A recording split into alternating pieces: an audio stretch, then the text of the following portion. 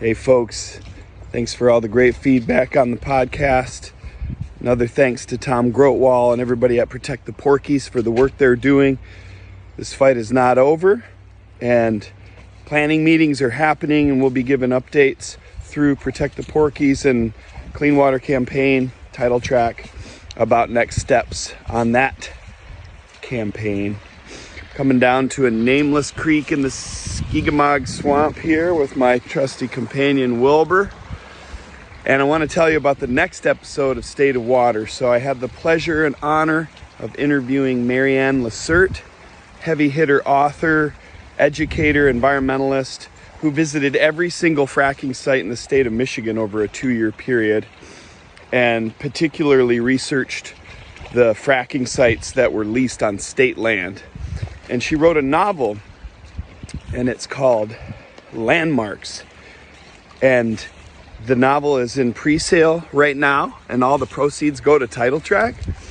And it comes out later this month, very soon, April 16th. And it was a wonderful conversation. We talked about holistic views on activism and on education, really motivational and inspiring to hear from Marianne, who is so vital as a creative practitioner, an environmentalist, and also has quite a lot of experience. So please tune in. And then next week, we're dropping a conversation that I had with Jane Fitkin, who is the new director of Citizens for a Safe and Clean Lake Superior. And this is a group that formed to stop a rocket launch site on the shore of Lake Superior, and they were successful. We were able to stop this billionaire from having a private rocket launch facility that was not needed.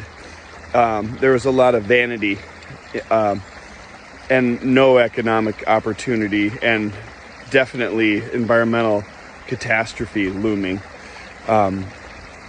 So anyway, this group is now regrouping, and they're working on wetlands protection. I don't know if you're familiar with Sackett versus the EPA. This happened last year. We've talked about it on the podcast, but this was a Supreme Court decision that removed wetlands protections at the federal level. So states and environmental groups, nonprofits, are working on the front lines to try to protect our wetlands, which are absolutely vital to ecosystem function. So thanks to Jane for that wonderful conversation and for her leadership as a relatively new graduate of Northern Michigan University.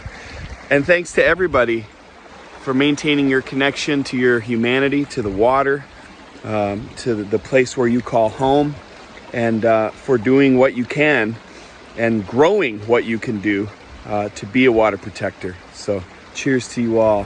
Thanks for listening.